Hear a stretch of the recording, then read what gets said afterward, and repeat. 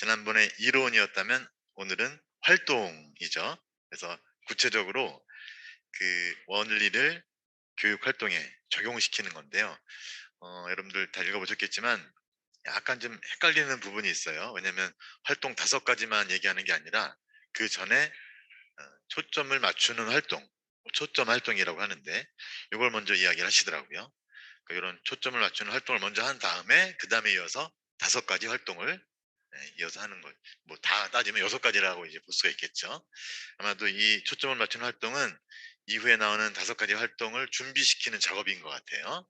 그래서 어떤 주제를 다룰 때 그 주제가 실제 삶과 그다음에 신앙의 주제와 어떻게 관련이 있는지를 뭐 약간 좀 음식으로 따지면 전식이라고 할 수 있겠죠. 전식.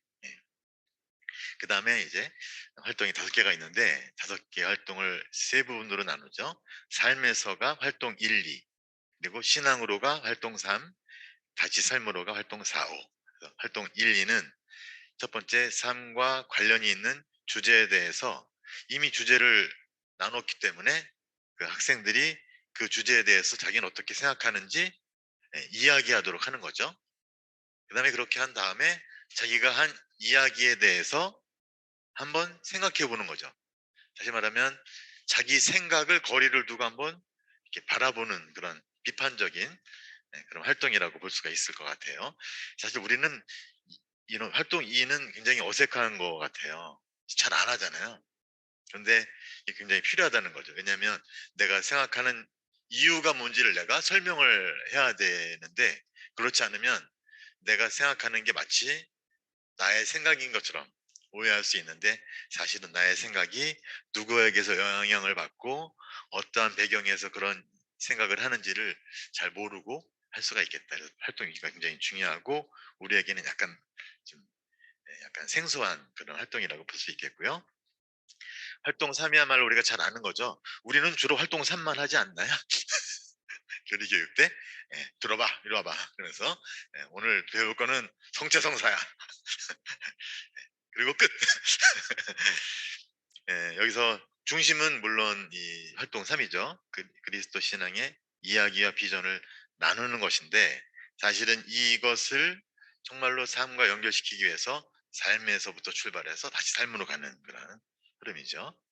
이러한 활동이 있은 다음에 그다음에 이것이 과연 우리 삶과 어떻게 연결되는지를 생각해 보도록 하는 삶에서의 내면화, 삶과 통합 과정이 활동사가 되겠고요. 그다음에 이렇게 삶과 연결되는구나. 이런 의미가 있구나라면 끝나는 게 아니라 한 발 더 나아가서 그러면 나는 어떻게 살아야 하지? 어떤 결단을 내려야 하지? 이런 5가지의 5번째 활동까지 가야 되는데 이 저자는 설명합니다. 아주 복잡해 보이는 것 같지만 사실은 우리가 실제로 어떤 문제를 다룰 때 자연스럽게 하는 과정이라는 것이죠. 이거를 나눠 놨을 뿐이지 실제로는 우리가 이렇게 한다는 거죠. 아이가 어떤 질문을 해 왔을 때 거기에 대해서 자상하게 설명해 주는 방법을 잘 보면 그래서 그리고 이 5가지 활동은 아주 엄격하게 구분되는 단계가 아니라 조합적인 교양곡에 가깝다. 그래서 어떨 때는 막 1과 2가 혼합되기도 하고 또 3이 먼저 오기도 하고 뭐 아무튼 이런 것들 중요한데 중요한 건 이 5가지 요소를 다 담고 있어야 된다는 거. 그래서 각 단계마다의 설명을 덧붙이시는데요. 다 읽어보셨겠지만 굉장히 구체적인 예를 들어 하시기 때문에 이 자리에서는 그런 예를 다 들 수가 없고 그래서 간략하게 언급만 하는 정도로 좀 넘어가려고 합니다. 먼저 초점 활동은 바로 이 생성적인 주제를 이렇게 선택하는 거죠. 선정하는 것. 근데 이 생성적인 주제는 반드시 삶과 신앙을 연결할 수 있는 공통 분모여야 한다는 것이고요. 이걸 중심으로 해서 오늘 이야기를 진행시켜 나가야 되겠다라는 이런 구상이 있어야 된다는 거죠. 그래서 이런 구상을 먼저 갖고 가서 학생들이 참가자들이 오늘 우리가 함께 이야기를 나눌 교육 내용은 어떤 것이구나라고 의식을 갖도록 하는 활동을 먼저 하는 것이 중요하다. 이 이유는 좀 능동적으로 참여할 수 있도록 하는 거죠. 주제에 대해서 의식을 갖고 그다음에 자신의 생각과 표현을 이렇게 통해서 참여하도록 하는 것. 그리고 이런 걸 통해서 그 그룹 안에서 공통된 의식을 갖게 하고 그 안에서 자신들의 생각을 표현하도록 하는 것이 가장 중요한 활동이다. 다양한 예가 있죠. 공개 활동, 공동 참여 활동, 상징물에 대한 나눔, 뭐 인터넷이나 통신 매체들을 통한 작업일 수가 있는 것이죠. 신문을 통해서도 작업할 수 있고, 아무튼 다양한 것들을 통해서 오늘 우리가 다루는 주제가 이것이다. 뭐 이거는 어떻게 보면 캐리그마에서부터 출발을 할 수도 있어요. 우리가 3번에서 다루게 되는 그런 신앙 내용에서부터도, 왜냐하면 그 안에 분명히 그런 삶과 관계된 주제가 담겨 있기 때문인 거죠. 혹은 일상적인 대화를 통해서 출발할 수도 있고. 그래서 여기서 중요한 것은 참가자들이 어떤 관심사를 갖고 있는지, 그리고 그들이 무엇에 관심을 두어야 하는지를 함께 염두에 두어야 하는 것이 굉장히 중요한 거라고 좀 말씀을 하고 계시고요. 자, 활동 1, 삶에서 출발하는 거죠. 활동 1에서 무엇에 대한 얘기냐? 바로 앞서 이렇게 나눈 주제에 대해서 자신이 어떻게 생각하는지 표현을 하고 응답하도록 하는 거. 이게 활동 1에서 중요하다. 그래서 그 주제에 대해서 어떠한 관심을 기울이는지, 그래서 자신이 어떻게 묘사하고 하고 있는지를 표현하게 하는 것이다. 그렇기 위해서는 그런 표현을 하도록 이끄는 질문 활동이 매우 중요하다. 이런 질문을 통해서 참가자들은 자신의 삶의 영역에 비추어서 굉장히 구체적인 사례를 들면서 표현을 하게 되는데, 이것의 여러 방법 중에서는 짝을 이루어서 하게 하는 방법이 있고, 그룹으로 하는 작업, 혹은 각자가 글을 쓰면서 시간을 갖는 방법도 굉장히 중요하다. 예를 들어서 제가 있었던 파리 가톨릭 대학교에서의 어떤 수업 방법 중에 하나는, 어떤 주제가 있을 때 먼저 옆 사람하고 먼저 이거 주제에 대해서 한 3분만 얘기하라고 해요. 그다음에 발표를 시키냐? 발표 안 시켜요. 하지만 그 나눔을 통해서 이미 그 학생들은 오늘 다룰 주제에 대해서 집중을 하게 된다는 거죠. 그런 차원에서 좀 이해하시면 좋을 것 같은데, 근데 여기서는 표현을 이제 하라는 것이죠. 표현을 해서 자기가 지금 무슨 생각을 갖고 있는지. 근데 이미 이런 짝 작업이나 그룹 작업에서 제가 표현을 하지 않습니까? 그걸 의식하게 한 다음에 두 번째 활동으로 넘어가서 자기가 한 내용에 대해서 비판적인 성찰을 하게 하는 거죠. 논리적으로 생각을 하게 하는 것인데, 우리가 지금 살아가면서 느끼고 갖고 있는 생각을 표현했을 때 그런 것들이 도대체 어디에서 비롯됐나. 예를 들어서 내가 오늘 경험에 대해서 얘기를 했잖아요. 그런데 그런 그 경험에 대해서 내가 회상을 하고 의식을 하는데, 그게 그런 생각이 어떻게 생겨났는지, 이거에 대해서 비판적으로 생각해 보라는 것이죠. 이게 쉽지는 않은데, 뭐 간단하게 이런 질문이죠. 너 그래? 그거 왜 그렇게 생각해? 라는 어떤 배경 설명을 하라는 거예요. 근데 이 부분을 우리가 잊게 되면 굉장히 진정한 대화에 들어서기 어려운 경우가 많아요. 예를 들어서 어떤 학생이 와갖고 자녀가 와갖고 엄마한테 나 이제부터 성당 안 나갈 거야. 신존재 증명을 해. 그럼 내가 나갈게. 했을 때 싸우지 말라는 거예요. 그게 무슨 말이니? 예, 어, 그, 왜 그렇게 생각하는 이유가 뭐야? 그런 말 하는 이유가 뭔지 좀 들어볼 수 있을까? 했을 때 아, 우리가 생각했던 것보다 아주 심각한 건 아니라는 걸 알게 되는, 그 사람의 또 얘기를 또 들을 수 있지 않습니까?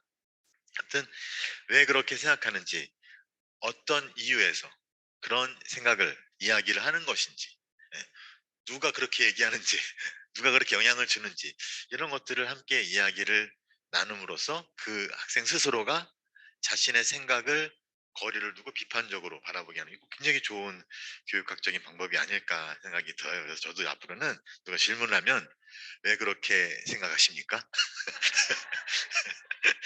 먼저, 여러분들 혹시 나중에 교리 교육하실 때도 어떤 질문 하잖아요. 근데 질문이 다듬어지지 않은 것일 수도 있어요. 거기에 대해 가지고 그냥 섣불리 내가 이해한 대로만 그 질문을 이해한 대로만 하고 답을 줄 때는 이게 어긋날 수 있다는 거죠. 충분히 그 사람의 생각과 배경과 어떤 이유, 맥락 이런 걸 충분히 들어본 다음에 그다음에 그 사람의 생각 중에서 어떤 부분들이 잘 이해가 되지 않는다고 했을 때 그 학생 그 참가자들 역시도 자신의 생각에 대해서 스스로 예 바라보게 되면서 '아 내 생각이 약간 좀 어설펐구나. 내가 너무 직접적으로 질문을 했구나.' 이런 걸 좀 느끼게 되는 것이죠. 여기서 또 상상력까지 동원할 수 있는데 어떤 예상되는 결과까지 인식을 하고 결과를 위해서 어떻게 할지까지도 숙고하도록 하는 것도 굉장히 중요한 작업 중에 하나다라고 있는 거죠. 그러니까 관건은 뭐냐면 삶에서 이루어지고 있는 것을 이해하고 식별하도록 비판적이고 창조적인 성찰을 자극하는 것. 다시 말하면 이 비판적 창조적 성찰을 위해서 삶을 이렇게 거리를 두고 바라보는 이러기 위해서는 논쟁이나 토론 시간을 마련하는 것이 굉장히 좋다. 우리 지금 코로나 때문에 이런 논쟁 토론 시간을 잘 못 갖는 것은 참 아쉽긴 한데 이런 걸 통해서 개인적인 성찰뿐만 아니라 사회적인 성찰까지도 다시 말하면 내 개인적인 삶에서 일어나는 일들만이 아니라 사회에서 일어나는 이런 일들이 어떤 일들이고 왜 생겨났고 거기에서 사람들이 하는 생각들은 어떤 이유에서 그런 생각을 하고 있는지 이런 것까지 그래서 자신의 내적 의식을 살피기도 하고 외적으로 어떤 세상의 특성과 세상의 관심사를 깨닫도록 하게 한다는 것이죠. 그러니까 이런 활동을 통해서 지금 내가 갖고 있는 나의 이야기 스타일과 나의 어떤 비전 이런 것들을 좀 이렇게 드러내 보이는 그런 작업 또 거기에 대한 성찰을 하게 하는 것이 이 활동위에서 중요한 작업이라는 거죠. 이렇게 충분히 자신의 이야기를 나누도록 하고 비판적인 성찰을 하도록 한 다음에 그때 비로소 그리스도교의 이야기와 비전을 의미 있고 설득력 있게 재현한다. 다시 말하면 성경과 성전에 담겨 있는 어떤 가르침이나 지혜가 지금 우리가 이야기한 그 삶의 주제와 어떻게 연결이 되는지 여기서 이제 그런 주제가 쉽지 않은 작업이긴 하겠죠. 그러니까 영혼과 연결되어야 된다. 네. 영혼이라는 것은 전체인 거죠. 거기는 지성, 경험 여러 가지까지도 다 이제 그런 의미를 도출할 수 있는 그런 것을 포함해야 된다라는 것이고 특히 그리스도교의 이야기와 비전을 충실하고 명확하게 제시하는 것이 중요하다. 자기 얘기를 하는 것이 아니라 교회가 가르치고 전하는 내용을 명확하게 전하는 것인데 이러한 이야기를 현대인들이 겪게 되는 이 포스트 모던적인 사상, 배타적 인본주의죠. 이것보다 훨씬 더 가치 있고 중요하다는 것, 이걸 인식시키는 것이 굉장히 중요하다는 것이죠. 그리고 이 현재화라는 측면에서는 신앙의 가르침과 지혜를 그냥 말하는 것만이 아니라 실제로 가르치는 사람이 그런 말하는 바를 교육 현장에서 실제로 실천하는 것이 굉장히 중요하다라는 것이고 이러한 이야기와 비전에 대한 접촉을 다양한 방식으로 할 수가 있고 여기 책 안에서도 그러한 방식을 여러 가지 설명을 좀 해주고 계시죠. 이렇게 활동 3에 이어서 활동 4에서는 이것들을 어떻게 삶에서 내면화할 수 있을 것인지 그러니까 신앙을 실제로 삶 안에서 살도록 하기 위한 이런 작업인 거죠. 실천적인 신앙을 위한 것이죠. 그러기 위해서 삶과 신앙을 통합시키는 작업인데 이 4단계와 5단계를 잘 보면 신앙이 삶에 의미하는 바를 인식시키는 게 중요하고 그것을 실천하도록 선택시키는 것이 중요하다. 이 두 가지가 4번하고 5번인데요. 이 4번에서는 신앙의 가르침과 지혜가 일상에서 의미하는 바 예를 들어서 삼위일체 하느님에 대한 교리를 충분히 배웠어요. 그러면 그 삼위일체 하느님에 대한 교리가 우리의 일상적인 삶에서 무엇을 의미하는가? 삼위일체 하느님께서 이렇게 사랑의 친교로 우리를 불러주시니 우리의 그런 사랑을 베풀어 주시고 하나가 되도록 하시니 우리도 삶 안에서 함께 공동체와 함께 어우러져서 화해하고 평화를 누리면서 서로 도우면서 사는 것이 우리 삶에서 굉장히 중요하구나. 이런 신앙의 내용과 삶의 차원이 연결되도록, 그러니까 그러니까 참가자들 스스로 그것을 '아 그런 거구나.'라고 보고 깨치도록 하는 것이 관건이다. 중요하고요.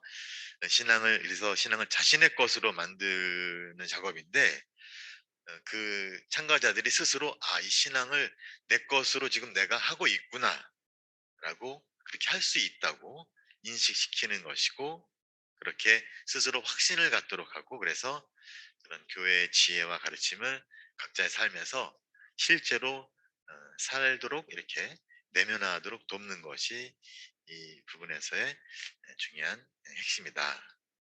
뭐 계속 반복이 되지만, 배운 것을 스스로 보고 자신의 것으로 만들고 삶에서 내면화하도록 초대하는 것, 이게 아마 쉽지는 않겠죠. 여러 번의 어떤 에, 학습 과정과 또 반복과 시행착오를 통해서 이게 어떻게 하는 거구나라는 걸 알게 되겠지만, 분명히 가능하다고 저자는 이제 설명을 해주고 계시고요.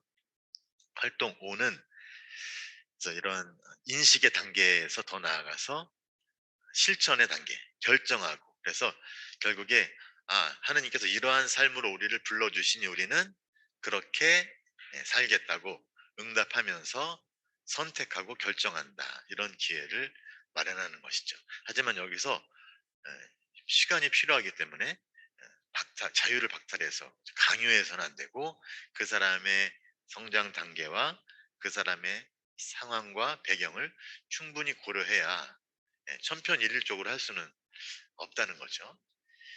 최종적인 판단을 내릴 수 있도록 이끌어주는 것이 중요하다. 뜨끈미지근하게 이야기를 끝내버리면 죽도 밥도 안 되는 그런 결론에 도달할 수 있다. 하지만 결코 인위적으로 해서는 안 되고, 그 참가자가 스스로 할 수 있도록, 그렇기 때문에 스스로 할 수 있도록 격려하는 것이 중요하고, 그러기 위해서는 질문이나 활동이 굉장히 필요하다.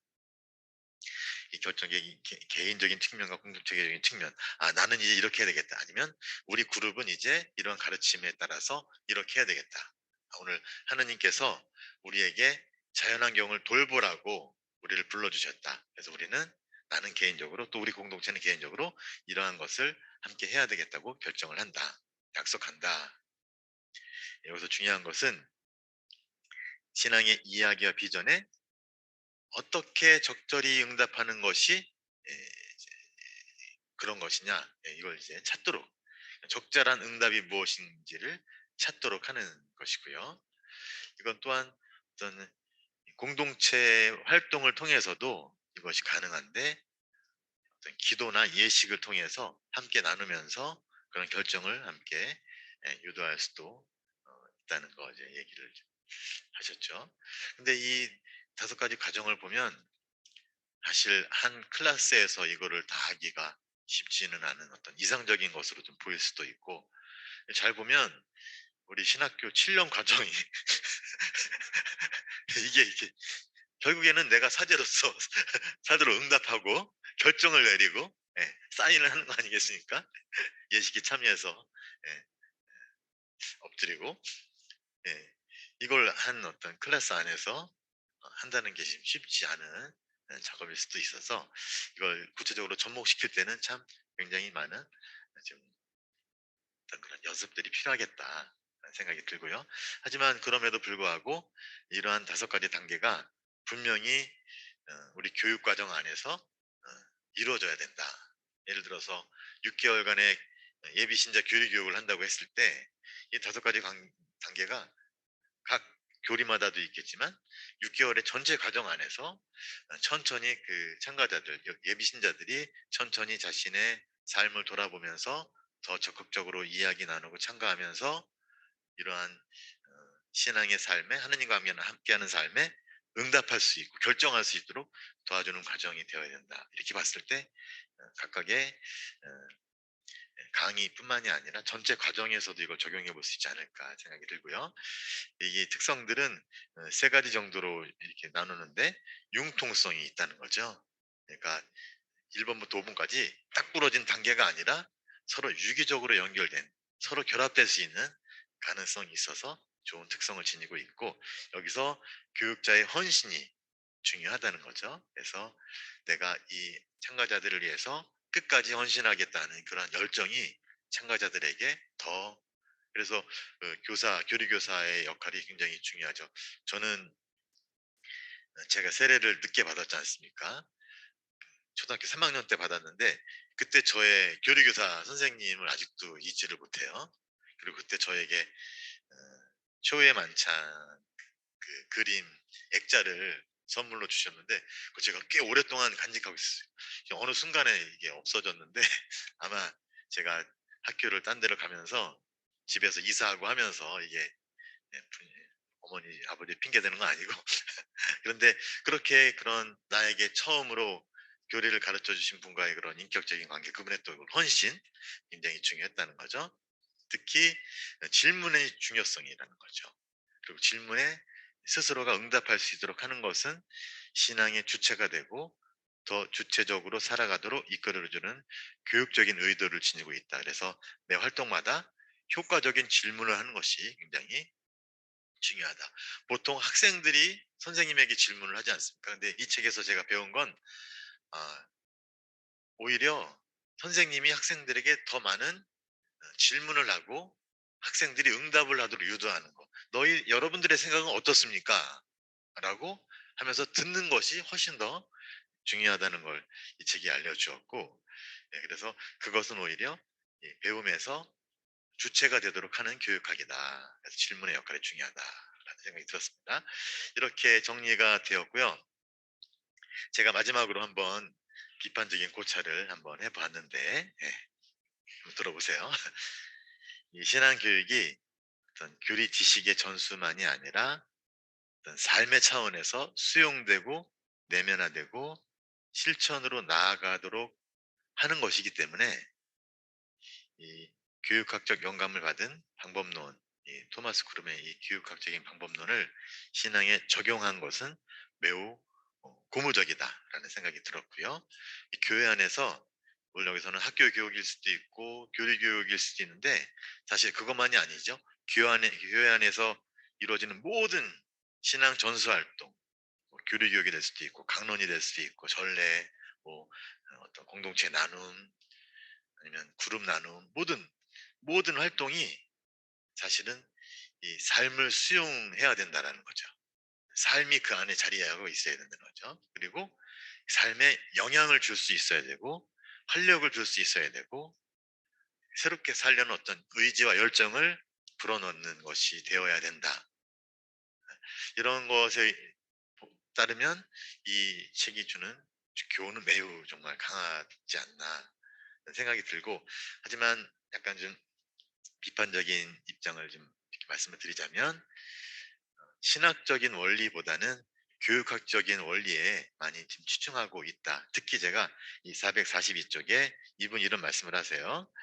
삶에서 지혜로, 신앙으로, 다시 삶으로. 이거는 사실 대부분의 부모님들이 적어도 기분이 좋을 때, 적어도 기분이 좋을 때는, 기분이 나쁠 때 어떻게 하십니까? 이것이 기분이 좋을 때 자녀와 함께 실질적인 문제를 다루게 될 때 취하고 나는 접근이다라는 이제 말씀인데, 이 보면 모든 사람이 그렇게 할 수 있는 방법론이라는 거잖아요. 어찌 보면 교육학적인 방법론이지 어떤 신앙의 특수성에 어떤 의거하는 방법이라고는 보기는 좀 어렵지 않나. 그러면 신앙의 특수성에 기인하는 방법론은 무엇인가? 이거 우리가 이제 찾아야 되는 거죠. 물론 이 안에도 신앙에 의해 고무된 방법이 분명히 있어요. 하지만 이분의 성향은 좀 교육학적인, 그래서 학생들을 이렇게 일깨우고 의식화하고 어떤 이렇게 내면화하는 것에 많은, 그게 불필요하다는 건 아닌데 이것이 신앙적인 의도와 잘 접목이 되었을 때 훨씬 더 큰 교육 효과가 있지 않을까라는 생각이 들어서 이런 부분들을 좀 지적을 해보았고요. 네. 그래서 신앙과 삶을 연결하는 것, 이게 굉장히 엄청나게 어렵고 굉장히 어떤 좋은 스킬, 기술을 필요로 한다라는 생각이 들어요. 예수님께서 엠마오 제자들과 함께 동행하면서 그들 제자들의 어떤 과거를 돌아보게 하고 성경 말씀을 일깨우고 가슴에 어떤 뜨거움이 타오르게 할 수 있을 정도의 어떤 그런 어떤 동반할 수 있고 인도할 수 있는 게 있어야 신앙과 삶을 결합할 수 있는 거죠. 무조건 삶에 대해서 이야기를 나눠봐라. 한번 삶에서 한번 이렇게 한번 적용시켜봐라. 이걸로는 되지 않다. 이런 어떤 기술을 갖기 위해서는 신앙의 고유한 특수성에 대해서 우리가 더 많은 어떤 고민과 연구와 공부가 필요하지 않을까라는 생각이 좀 들었습니다. 이거 우리들에게 맡겨진 숙제라고 저는 보는 거예요. 토마스 그룸은 이분 나름대로의 교육학적이고 또 신앙적인 그런 바탕 안에서 충분히 그럴 수 있는 능력이 있다고 저는 여겨지는데, 이거는 이 책을 통해서 설명할 수 없는 또 무언가 어떤 노하우가 좀 있지 않을까라는 생각이 들었고요.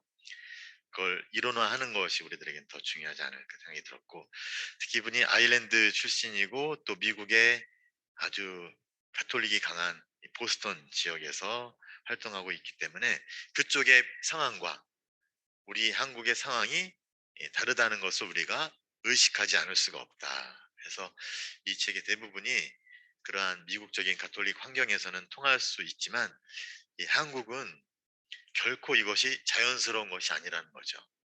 그래서 자녀에게 신앙을 교육해야 된다는 것 자체도 굉장히 어색한 거죠. 자녀에게 유아 세례를 줘야 된다는 것 자체도 굉장히 거부감을 많이 일으키는. 네. 아 그래 성당이 교회가 나한테 바라고 이렇게 말했고 나도 약속을 했으니 유아 세례는 시키지만 얘를 내가 집에서부터 신앙적으로 교육하는 건 약간 동기가 많이 좀 부족하다. 예, 뭐 집에서 자녀 교육을 일반적인 교육을 시키는 것은 찬성하지만 신앙적으로 내가 교육을 해야 되는지 어떻게 해야 되는지 뭘 해야 되는지 이거에 대해서는 많이 관심이 없고 의식도 없다는 그런 한국적인 그런 상황이 분명히 있다는 것이고, 그래서 특히 한국의 그런 다문화 다종교 상황, 또 개인주의와 상대주의가 만연한 상황, 이게 다 사실은 포스트 모더니즘적인 그런 상황인데 이 한국만의 특수성이 분명히 있다는 거죠. 포스트 모던도 한국에 토착화가 됐기 때문에 그런 한국적인 토착화된 포스트 모던은 어떤 것이고 그 안에서 한국인들은 어떠한 영향을 받고 있는지 이런 것들을 좀 충분히 우리가 고려하면서 그러한 의식과 대화하면서 자녀 교육의 필요성과 가치와 의미를 함께 할 수 있을 때 이거 좀 우리 것으로 이렇게 수용할 수 있지 않을까 그런 생각을 좀 해보게 되었습니다. 오늘 마지막 시간이기 때문에 여러분들에게 제안했던 건 내가 이 책을 전체를 읽으면서 어떤 교훈을 내 것으로 좀 정리해 볼 수 있을까라는 그런 제안이었죠. 그런 것들을 좀 이제 정리하시면 좋겠고, 저도 나름대로 정리를 해봤는데 여기에서 이걸 다 나누기는 좀 어려울 것 같고요. 저는 무엇보다도 여러분들의 생각을 좀 경청하고 싶고, 그래서 이 내용은 제가 나중에 텍스트가 이제 다 마련이 돼서 여러분들에게 드리면 될 것 같고, 어, 전체적으로 봤을 때 이분의 어떤 문제 제기, 포스트 모던 시대에 살고 있기 때문에 과거의 학교 중심의 신앙교육 패러다임은 더 이상 견지될 수 없다. 특히 그래서 이제 그런 이유로 어떤 주장을 펼치시느냐, 신앙의 고유성에 의거해서 신앙 교육의 주체와 대상을 전체 교회 공동체로 돌려야 하고 본당과 가정이 주체가 되어야 되고, 그리고 그 교육 방법은 그리스도 신앙을 포스트 모던 시대의 가치와 를 훨씬 뛰어넘는 보편적이고 초월적인 가치로 의미 있는 것으로 제시할 수 있고 그것이 나의 삶과 어떻게 연관되는지를 보여줄 수 있어야 된다. 그 방법의 하나로 이분은 삶에서 출발해서 다시 신앙을 거쳐 다시 삶으로 돌아가는 방법론을 제안을 하고, 그것에 대해서 그리스도론적이고 신앙적인 논거를 제시하고 있다. 전체적으로 이러한 흐름으로 이 책에 대해서 평가를 이제 정리를 할 수 있고, 이것에 대해서 우리가 나름대로 평가를 해볼 수 있겠죠. 첫 번째, 이분이 제기한 문제가 한국 신앙교육적인 그런 맥락 안에서는 어떠한 의미를 지니는, 저는 굉장히 흥미있고 설득력 있는 문제의식이라고 생각이 들고, 이분이 제시하는 공동체 전체가 신앙교육의 주체가 되어야 되고 대상이 되어야 된다는 것도 굉장히 우리가 수용해야 되는, 그러고 보면 우리 교구에 있는 특히 각 대리구에 있는 복음하고 청소년부, 복음화 1, 2, 3, 청소년 1, 2, 3으로 나눠서, 청소년 1, 2, 3은 청년, 중고등부, 초등부로 나누고 복음화 1, 2, 3 또 이렇게 나눠서 이렇게 하는데, 이렇게 나눠서 될 일이 아니다라는 생각이 들고, 이 전체를 총괄하는 어떤 컨트롤 타워가 있어야 되고, 컨트롤 타워에서 전체 신앙교육의 어떤 흐름과 방향과 그 어떤 커리큘럼을 하고, 유기적인 어떤 그런, 그 다음에 그것을 이렇게 함께 해줄 어떤 그런 이렇게 해서 말이 좀 꼬이는데, 아무튼 저는 이 전체적인 어떤 걸 만들어야지, 그렇지 않고 각계전투식으로 하면 이거는 정말 각 분야에서 어떤 역량도 떨어지고, 특히 여기서 제안하는 방법 중에 하나는 어떤 그런 대상 중심이잖아요. 대상. 그러니까 그 사람들의 이야기를 들어야 되는 거잖아요. 그걸 교육에 반영시켜야 되는. 이게 신호드적인 방법이라고 볼 수 있는데, 이건 그 각 예를 들어서 청소년 1, 2, 3 각국에서 대상자들을 만나서 하는 것으로는 불가능하고, 전체가 함께 모여서 함께 대화하고 경청하면서 전체 교육의 흐름과 방향을 잡아가는 그런 거 안에서 신앙 교육을 한번 구상해 보라는 이 교훈이 아닐까라는 생각을 좀 해보면서, 저 뒤에는 그러면 교육학적인 방법론에 대해서 좋은 점들 좀 정리를 해보았고요. 또 전 나름대로 파리 가톨릭 대학교에서 배운 방법들을 한번 이제 되새겨 보았고, 거기에서 텍스트를 읽는 연구 방법론, 혹은 사제생활 계획서를 쓰는 방법론들, 이게 다 양성의 방법들이잖아요. 이런 걸 생각해 보면서 토마스 그름과 이렇게 좀 접목되고 이렇게 일치되는 부분도 있고, 특이한 부분은 바로 그 프랑스의 또 고유한 문화적인 그러한 특성에서 비롯된 것이겠죠. 이런 걸 보면 우리 한국 교회 안에서 한국 사회의 어떤 특성을 바탕으로 해서 한국 교회 안에서 우리 한국인들을 위한 신앙 교육의 어떤 그런 취지, 의도, 방향, 방법, 이런 것들을 재구성해야 될 때가 오지 않았을까. 지금 신호드 기간인데 그야말로 여기에 집중해야 되지 않나 라는 생각이 드는데, 지금 뭘 하고 있는지 모르겠습니다. 네, 결론을 말씀을 드리면, 이 시대의 신앙교육은 역사와 전통과의 접촉을 반드시 통해야 된다. 이게 신앙, 이제 성경과 성전이죠. 그냥 교육해서는 안 되고, 어떤 역사와의 접촉을 통해서 자신의 삶을 비판적으로 바라보고, 그래서 자신의 삶이 어떤 것이고 삶에 어떤 삶을 살아야 의미 있는 것인지를 찾도록 하는 것이어야 한다. 그래서 이 우선권은 나의 경험에 있는 것이 아니라, 이 책은 나의 경험에 많은 우선권을 두는데요. 사실은 우선권은 역사와 전통, 텍스, 다시 말하면 공동체의 경험에 있다는 거죠. 공동체 경험. 그래서 물론 나의 경험을 토대로 해서 교육을 시작하는 건 중요하지만, 결국에는 공동체의 큰 경험 안에서 나의 경험을 다시 읽으면서 나를 만들어가는 그런 관점을 배우는 것이 더 중요하지 않을까. 특히 신앙의 고유한 지향성을 고려한 것이어야 한다라는 말씀인데, 이분은 교육학적인 측면에서 교육을 해야 된다는 어떤 기본 전제 조건에서 교육을 하는데, 사실 우리가 교육을 하는 이유는 신앙을 전해야 되기 때문이죠. 예, 선교적인 그런 신앙, 복음 선포가 우리들에게 어떤 신앙인들에게 주어진 사명이면서 의무다. 복음을 전하는 것, 이 복음을 설득력 있게 전해야 된다. 이게 이 밑바탕이 깔려 있는 생각이고요.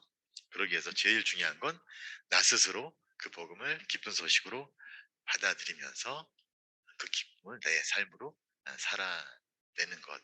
이게 모든 교육의 출발점이 아닌가. 그리고 그 기쁨으로 초대하는 것. 이게 모든 교육의 목적이 아닐까 하는 생각을 하면서 이제 말씀을 좀 마치도록 하겠습니다.